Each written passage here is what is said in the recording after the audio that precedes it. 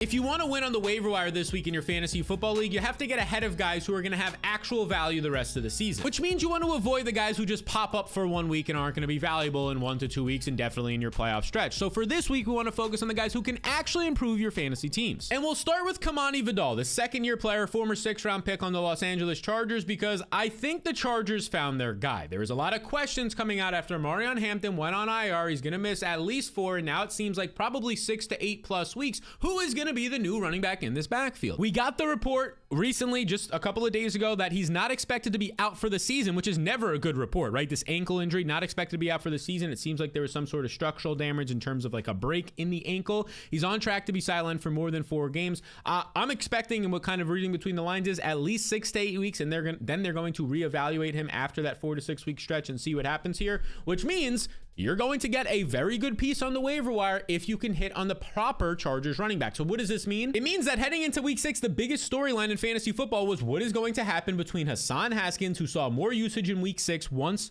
Omarion Hampton went out of the game, and Kamani Vidal, who's a second-year, more explosive player, better pass catcher, but he didn't make the initial 53-man roster. The running backs that made the team were Omarion Hampton, Najee Harris, obviously both those guys are injured right now, and Hassan Haskins made the team over Kamani Vidal. So there was a lot of reason to believe, based on the usage we saw last week and the fact that Haskins made the team and the fact that he was a Michigan alum with Jim Harbaugh, right? Their time together there, that Hassan Haskins was going to lead the way.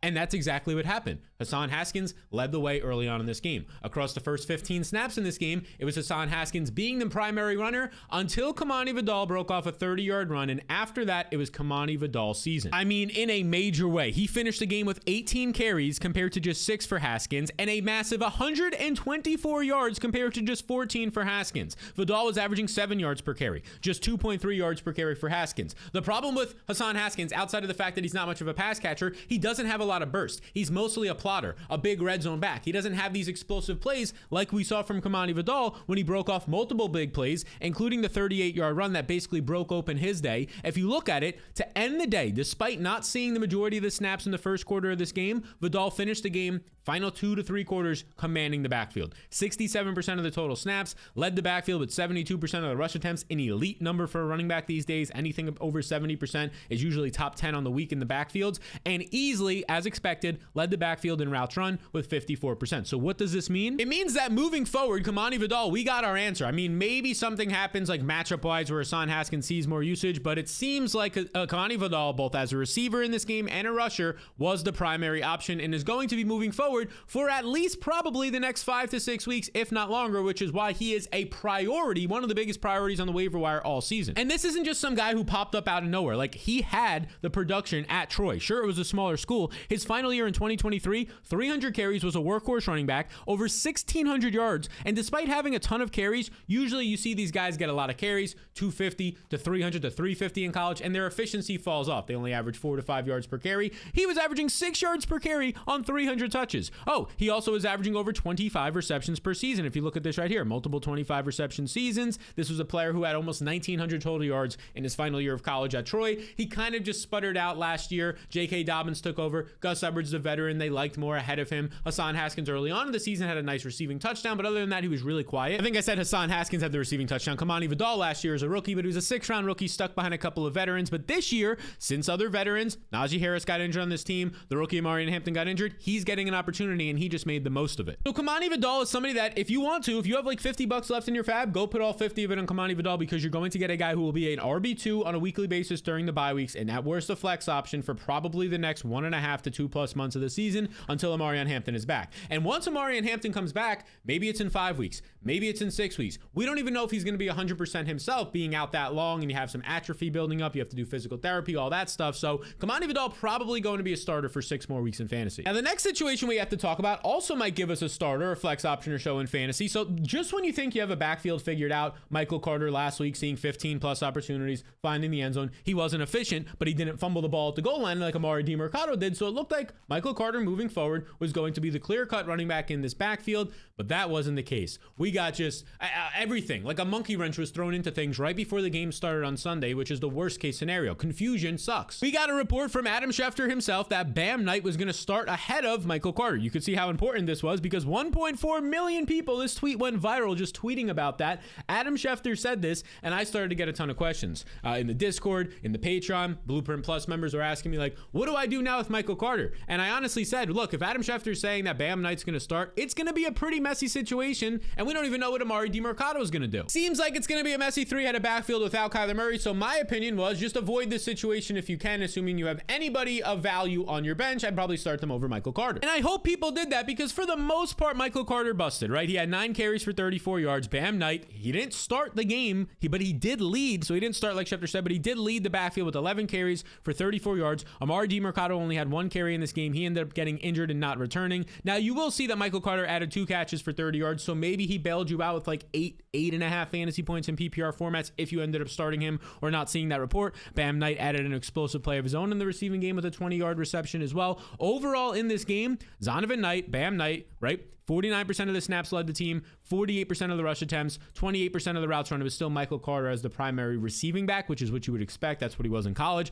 That's what he was for most of his career with the New York Jets as well. And Amari DiMercato in that game only played about 4% of the snaps before getting injured. He was basically benched as well, but he also got hurt in that game. So it looks like once again we have a two-headed backfield in Arizona, but this time it's not James Conner and Trey Benson. It's not Amari DiMercato and Trey Benson. It's not even Michael Carter and Amari DiMercato. It's changing every week because now it's Zonovan Knight and Michael Carter, 2 former Jets themselves. And honestly, Zonovan Knight, we have a stretch of games where he's been productive in the NFL. Back in 2022, Zonovan Knight played 3 games with the Jets as their primary running back from weeks 12 to 14. He averaged 16.8 fantasy points per game on over 16 touches per game. That was obviously 3 years ago and a totally different offense with different coaches and personnel, right? But at least goes to show you that this is a player who can be productive. He has been the clear and obvious goal line and red zone back for this team. Michael Carter probably going to transition or be a little bit like a scat back like he has been in the past. So I'm not going to say Zonovan Knight is a guy who you go out there and you put 60 to 80 to 100% of your budget on, like probably a Kamani Vidal is, but I would probably go out there and go 20 to 30%. Trey Benson's going to be missing at least a few more weeks, at least 2 more weeks, maybe even 3 or 4, depending on his recovery timeline. They said it would be longer than 4 weeks, probably 4 to 6 weeks. So if Bam Knight's going to get the red zone usage in this offense, if he's going to see the early down usage, you're probably looking at 12 to 15 touches most weeks with some touchdown upside. It's not the most attractive thing, but it's going to lead to some games where he gets you 12 to 15 points when he scores and finds the end zone. Now, before this next player that we're going to talk about, just 2 seconds of your time to hit the subscribe button. It goes a really long way, and we're really close to my goal of 200,000 subscribers. So if you enjoy my content, please do hit that subscribe button. All right, now we can transition away from the running back position to go to the wide receiver position because probably the number 1 waiver wire ad at the wide receiver position, depending on your needs, is going to be Kendrick Bourne.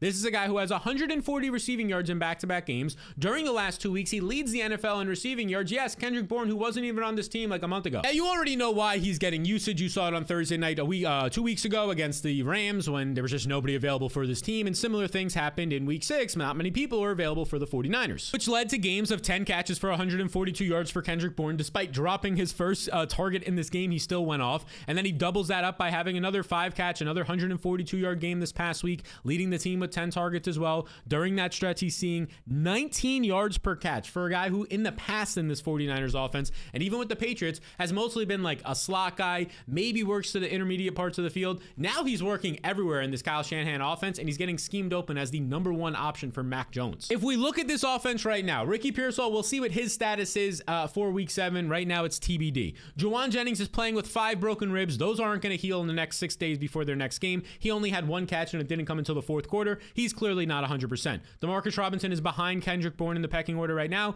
We could keep scrolling down here. It doesn't seem like Brandon Ayuk is anywhere near returning.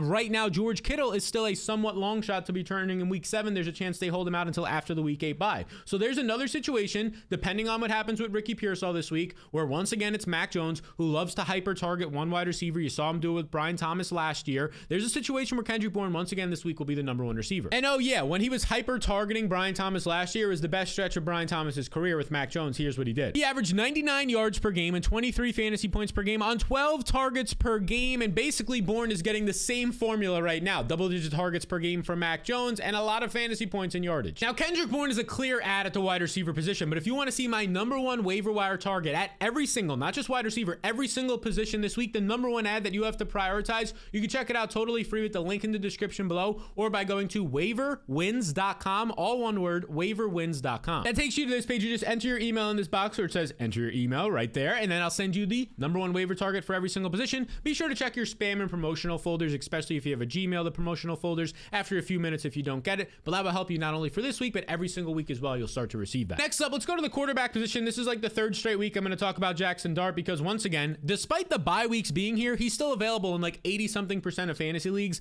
Jackson Dart is a dual threat quarterback, first round pick, guy who's popping off right now through his 3 starts this year, big quarterback at 225 pounds, and all he's doing is going out there, putting up 20 fantasy points, putting up 18 fantasy points. This past week, putting up 24 fantasy points, finishing as a top 5 quarterback. And what is he doing during this time? We know that, at least so far, when you don't have Malik Neighbors, when you don't even have Darius Slayton, the passing attack's probably not going to be great. So how is he getting us there in the fantasy point department? Because he's a mobile quarterback, right? 50 plus rushing yards and a touchdown in his first start with that 18-yard red zone rush. In his second start, 7 carries for 55 yards. In his third start against a good Eagles run defense, he doesn't care in prime time. 13 rushes, 58 yards and a touchdown. He has had 3 starts this year. He's gone over 50 rushing yards in every single start. The Vegas books are still not putting his line high enough in the high 20s to low 30s, and he has 2 rushing touchdowns during that span. Over his last 3 weeks, he's been a top 12 fantasy quarterback, yet he's available in over 80% of leagues, and people are still starting like Jared Goff over him. I mean, please. And we actually got to see on Thursday Night Football him actually start to produce as a passer, despite not even having any of his top options, Darius Slayton and Malik Neighbors, out there. 8 of 12 for 99 yards and a touchdown, no interceptions when pressured. He was extremely efficient in terms of EPA, also added 2 scrambles on 9 yards. That was easily his best day as a passer, completing 17 of 25 passes. They played with a lead, so he didn't have to throw a lot, for 7.8 yards per attempt. He seems to be putting the things together. Now he has the mini bye with the Thursday Night Football, 10 days of rest he'll have. Jackson Dart's trending in the right direction, and is somebody that, despite a tough matchup against the Broncos coming up, thanks to his rushing upside, if you need a bye week replacement, why not Jackson Dart? Let's go back to the wide receiver position with a guy who, look, in week 1, we saw Kayshon Boutte, the former 6th-round pick, one of the former best college wide receiver prospects at LSU early in his day. We saw him in week 1 pop off. 6 catches, 103 yards, one of the best performances by a Patriots wide receiver. Obviously, Diggs recently has had a couple of 100-yard games himself, but Kayshon Boutte at that point, when you date back to 2024, everybody was saying, oh my God, he has 3 out of 4 games with a touchdown or 100 yards with Drake May. Then in week 2, he has like 1 catch and it goes for like a 20-yard touchdown. Oh my God, this guy only finds the end zone or gets 100 yards with Drake May. What's going on with Kayshon Boutte? Well, then the dude went quiet for like 3 weeks. He was also dealing with an injury during that time, but this past week he was finally off the injury report, and that's important because he came out and once again went back to dominating. 5 catches, 93 yards, averaging almost 19 yards per catch, and he had 2 receiving touchdowns in this game. Now, I will say, this was a massive performance. We saw him have a big performance in week 1, a so-so performance, 10 fantasy points or so, bailed you out with the touchdown in week 2. Then he goes cold, and then he once again has a massive performance. His best performance probably, I would say definitely, of his NFL career. But the problem with this one is Stefon Diggs only had 3 catches for 28 yards. Had like a 50-yard ticky-tack penalty called back late in the game as well on a push-off. But Stefon Diggs, who had over 100 yards in his 2 previous games, I don't think he's going to go out there and just have 3 catches for 28 yards every single week. He's probably going to start to get a little bit more production, which is going to take away from the upside of Kayshon Boutte having 19 yards per catch in multiple score games. So although Kayshon Boutte once again led the team in routes run, led the team in target share in this game, I do think he's worth a waiver wire ad, but he is one of these guys that I mentioned at the top of the show that is probably just kind of like he popped up one week. Like even in this game, Demario Douglas had a big game. Demario Douglas had a 60-yard touchdown called back as well. He would have had an even bigger day. For the most part, the Patriots' overall passing attack, it's very similar to the Buffalo Bills in a lot of ways. Like each week, somebody else can go off. Week 1, it could be Keon Coleman. Then it could be some Khalil Shakur weeks. Then on a Thursday Night Football game, it could be Dalton Kincaid for multiple scores. That's kind of how this wide receiver room is right now with Kayshon Boutte, Stefon Diggs, and even Demario Douglas to some extent. All these guys are kind of getting there in their own ways some weeks. The guy that you really just want to start in fantasy is basically just Drake May, a top 5 quarterback rest of the season, in my opinion. So if you need to pick up Kayshon Boutte, especially in 12-team formats, he shouldn't be available when the bye weeks are here. This is a guy in a good offense, ascending offense, now with a great quarterback, it seems like, with Drake May, who is a top 2 option most weeks. He should at least be out there, or not out there on the waiver wires and on your teams. The next situation we have to talk about has to do with Brock Bowers, who is unlikely to play next week in week 7 against the Chiefs. He just missed this past week. The Raiders have a bye in week 8, so they're probably going to keep him out. He's dealing with both a PCL and a bone bruise injury. Bone bruises are a serious thing. Obviously the PCL as well. I had a bone bruise in my ankle. Now I'm not an NFL player, but it kept me out for basically 2 months. I was on crutches for about a month. It's basically to the point where you have this bone bruise, like if you keep playing on it, it could turn into a stress fracture, which turns into a fracture or broken bone. Now, of course, I'm not a professional athlete by any means, so the medical staff will be on him. He'll be PTing with the best possible people in Las Vegas. So Brock Bowers should be back sooner than it took me 2 months or so, right? But there is a world where Brock Bowers, hopefully he comes back in week 9, but maybe he doesn't. But at the very worst case scenario, for week 7, you could get a spot start out of Michael Mayer, who this past week looked absolutely awesome. I mean, Michael Mayer just went out here this past week, 5 catches, 50 yards. He was coming back from his own injury and a touchdown in this game. So in your PPR format, he gets you 16 fantasy points. But the craziest part about this, look at this right here. A 32% target share. Michael Mayer is one of only 4 tight ends this year to earn a 30% target share in a game. Michael Mayer, right? This is a very good NFL tight end. He was a great college tight end as well. Let's not forget, coming out of Notre Dame, this guy, he was earning over 800 yards per season. He finished his Notre Dame career with a 31% target share. That's why the Raiders took him in the second round of the draft. Towards the end of his rookie season, he really started to come alive and pop off a little bit, but unfortunate for him, heading into his second season, it was the Brock Bowers rookie breakout. So a lot of people forget just how good Michael Mayer is, but at least for week 7, at bare minimum for week 7, you might be able to spot start him. Then he goes on bye in week 8. So Michael Mayer, again, because of the fact Brock Bowers might come back in week 9 and it can get messy with the target share, you don't want to spend a lot of your fab here, but if you need a tight end replacement, I don't see why 5 to 15% of your fab is a bad thing on Michael Mayer. Now, similar things could be said for Harold Fannin, the 3rd round rookie tight end for the Cleveland Browns, who I actually prefer taking over Michael Mayer because I think he has more long-term upside. Fannin on this team in redraft, obviously dynasty as well, because of a situation right here. This past week, you could see all the injuries according to Underdog. Another key injury, David Njoku. He left this game up. You can't even see what I'm looking at right here. He left this game right here, David Njoku, with a knee injury. He actually left earlier on in the game, came back, tried to play through it, hurt his knee, then he did not return to this game. So we don't even know if David Njoku is going to miss some time. Either way, though, Harold Fannin was starting to see more usage, but he really took over when Njoku went down. Career high 7 catches for 81 yards in his rookie season, had a couple of explosive plays, a 20-plus yard gain in this game. Now, this is still a bad offense, shaky offensive line, Dylan Gabriel at QB, but I mean, in worst case scenario, this past week, he got 7 catches for 81 yards, the clear number 1 option on this team, and he was productive. Harold Fannin being used all over the formation. He is a matchup nightmare. This is a guy who in college was an absolute beast, and it's now showing in the NFL, not just this week, his first week ever in the NFL. Week 1, he had a big game. He's had a couple of big games this year. Fannin this past week earned a 21% target share, very respectable, ran 78% of the routes. We'll see what happens with Njoku's status. Njoku at this point is probably, especially if he's going to miss any time, probably a drop in most fantasy leagues, but Harold Fannin, it should be noted that this guy is ahead of Michael Mayer in terms of the pecking order for priority tight end ads. Now, before we get into a running back who arguably, besides Kamani Vidal, might be the best, quietly sneaky ad running back of the week, I don't know if you know this, but I've teamed up with DraftKings Pick 6, the official daily fantasy sports partner of the NFL, and they're offering you a chance to win some real money. All right, here's what I'm talking about. Just pick more or less on 2 or more player stats, whether it's your favorite team, whether it's a guy that you like that week based on his matchup, and that allows you to unlock the upside to potentially win some real money. It's as simple as that. There's no convoluted rules. There's no gimmicks. You just pick more or less on some players, and then you watch those players perform. And now here's the best part, a little bit of a bonus for you. New DraftKings Pick 6 customers get $50 in bonus picks with just a $5 entry on your first pick set. This is your opportunity to put your football knowledge to the test. Just download the DraftKings Pick 6 app now and use code SAL. In partnership with DraftKings Pick 6, the crown is yours. Now, that running back that I was alluding to is Tyjae Spears of the Tennessee Titans. He's been in this video for far too many times, but again, nobody's adding him. He's available in almost 90% of fantasy leagues. Tyjae Spears came back from injury last week. Now, he didn't do much. Tony Pollard still commanded the backfield, still remained largely inefficient, while Tyjae Spears was ramping back up from injury. After the game, though, Brian Callahan, the coach, who might be getting fired any point this week, the Tennessee Titans offense is disgusting. Everything about that offense, including Cam Ward, now looks absolutely atrocious. But Brian Callahan did say that Tyjae Spears' role is going to grow as he gets healthier, and we just saw that role grow in week 6. Because when you just look at the box score, you might look at this and go, oh, nothing happened for Tyjae Spears. Still 10 carries for Pollard, just 5 for Spears, double the amount of carries for Pollard. But on those double the amount of carries, Pollard had the same amount of rushing yards as Tyjae Spears, because once again, Pollard, as he has been all season long and largely for the last 2 years of his career, inefficient. Just 3 yards per carry, over 6 yards per carry for Tyjae Spears, the more explosive and dynamic running back. Tyjae Spears also added 4 receptions in this game as well to get you about 6 fantasy points in the air. More importantly, Tyjae Spears, as they trailed in this game by multiple scores to the Raiders, played 60% of the snaps, ran 64% of the routes, made it very clear and obvious that he is the clear 2-minute offense running back, clear when you're playing from behind running back, and the more explosive running back, as he's done basically whenever he's been healthy in this offense with Tony Pollard. So I don't know if it's going to happen in week 7, but eventually the Titans, they're going to keep losing ball games. They're just not a good team by any means, right? And they're going to keep losing ball games, and the guy who's getting 15 carries per game and doing nothing with them in Tony Pollard, they're going to replace at least touches wise and snaps wise with Tyjae Spears, who anytime he's touched the ball, dating back to last year when he was averaging nearly 20 fantasy points per game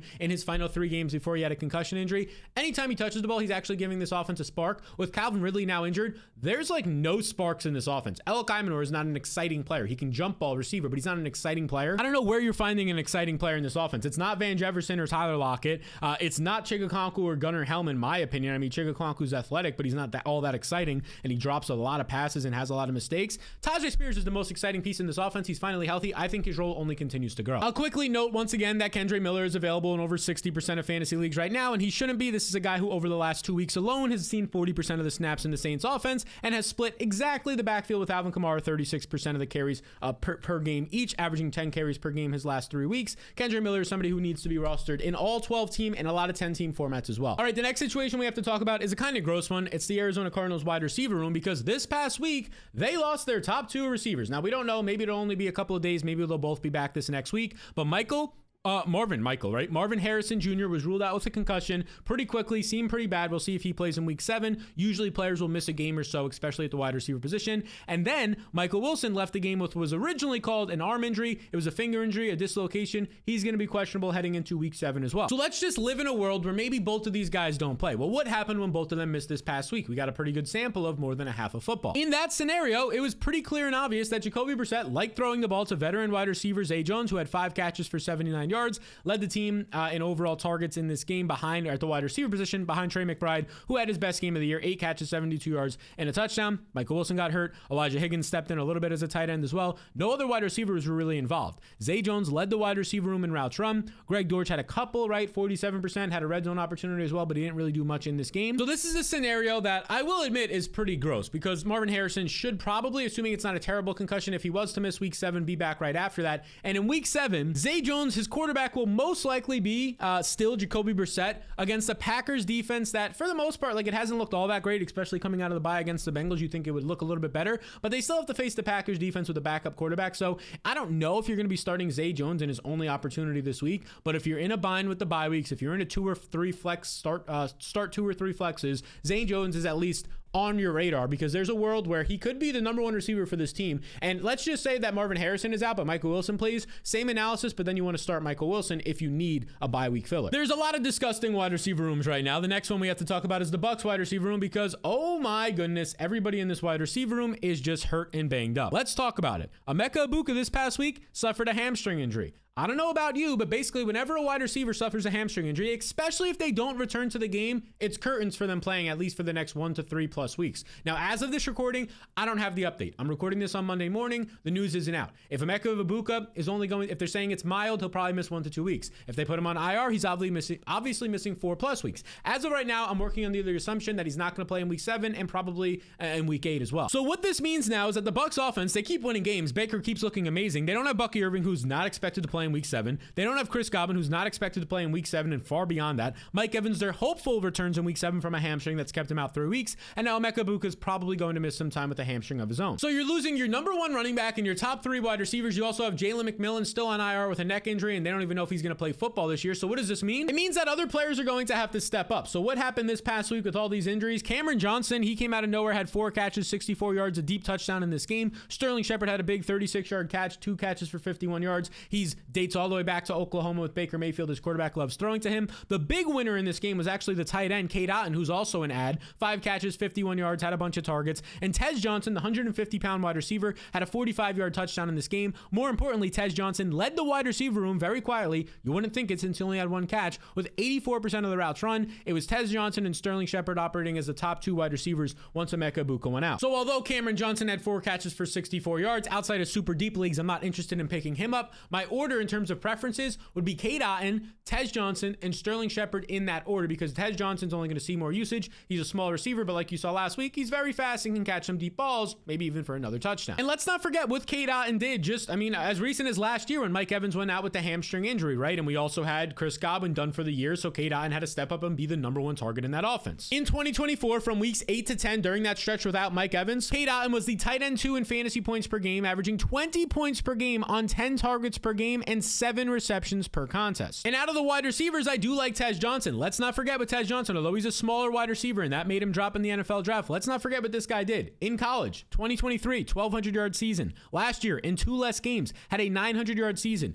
Both years, he was seeing over a 20% target share at Oregon, an offense that spread the ball out very much, and 10 touchdowns in each of those years. He played with Dylan Gabriel. He played with Bo Nix. He's playing with NFL caliber type quarterbacks who are right now both starting NFL quarterbacks. Gabriel for the Cleveland Browns. I'm not going to say this is like, oh my God, he's going to see 10 targets a game, but Taj Johnson is the guy, at least with a college production, and I would say who slots into this offense if Chris Godwin seems like he's out and Ibuka, then the best in terms of routes run. So you have to track the news this week on how long Emeka Ibuka is likely going to be out and if Mike Evans plays. I think there's a world where Evans sits out once again. He's an older wide receiver. He's only missed 3 weeks. I think there's a chance he misses 4 to 6 weeks in this offense with the hamstring injury. If he comes back this week, I'd say there's a high re-injury risk. Seems like Godwin's not going to play for a while. So worst case scenario, like I think you're getting at best Mike Evans returning this week and being limited. Another wide receiver and or Cade Otton's going to have to step up. Yet another wide receiver room we have to talk about as well, because as of this morning, Puka Nacua, the NFL's leader in catches, suffered an ankle sprain. He ended up returning to the game, but as this usually happens with sprains, you feel it more the next day, right? Your ligaments get sore, you swell up a little bit in some situations. He's likely going to be missing time. Now, some reports came out right after that and they called Puka Nacua day to day. So it's kind of conflicting reports right now, but assuming he does at least miss week 7, Davante Adams will be a clear borderline top 5 wide receiver this week, but then you have to start to add some guys. Tutu Atwell, who missed last week, if he will be able to play in week 7 becomes appealing. But more importantly, Jordan Whittington is the guy in the past who we've seen kind of fill in for this Puka Nacua, Cooper Kupp slot role in this Sean McVay offense. So Jordan Whittington, as of right now, becomes my priority wide receiver add in this Rams room if Puka Nacua was to miss time. All right, now let's move some of these messy wide receiver rooms to a rookie tight end in Oronde Gadsden, the second of 5th round rookie tight end for the Chargers. He had another nice game this past week. He came out here without Quentin Johnston, without the team having Amarion Hampton, so somebody had to step up, especially without QJ. Gadsden tied for the team high 7 catches with Ladd McConkey, had 68 receiving yards, and very impressively, 8 targets in this game, more than Keenan Allen, right? Gadsden is a very athletic tight end. You can see what he did here during his time, I believe, at Syracuse, his 4 years. His final year last year, 72 catches on 112 targets is insane for a tight end. 922 receiving yards in college. That's absolutely nutty. Now, he started the season off banged up, but you could see that he's slowly starting to get in the right direction. In his first game, he had 5 catches for 46 yards. Then he kind of went away as the top 3 wide receivers were doing their thing. These last couple of weeks, Amarion Hampton was rushing for a bunch of yards. But this past week, without Quentin Johnson, without Amarion Hampton, the checkdowns were going to Gadsden, who looked good out there. 7 catches, 68 yards on 8 targets. He looked solid. I do much prefer Harold Fannin if we're talking about season long, but I would probably get Gadsden over a Michael Mayer. Mayer I like, but he's probably only a 1-week fill-in before the bye week and Brock Bowers comes back. So Gadsden, the rookie, is very appealing right now. And in this Jim Harbaugh offense, Jim Harbaugh has been hyping him up, and we just saw it come to fruition this past week. So these are the players that you should look to add off your waiver wire this week before your friends do. Now, if you want to see the guys that you should try and trade for in your fantasy league, that video will be up tomorrow, but maybe it's already up by the time you're watching this. 10 players you should try and trade for because these guys can actually help you win your league, and you could buy low on a lot of them right now.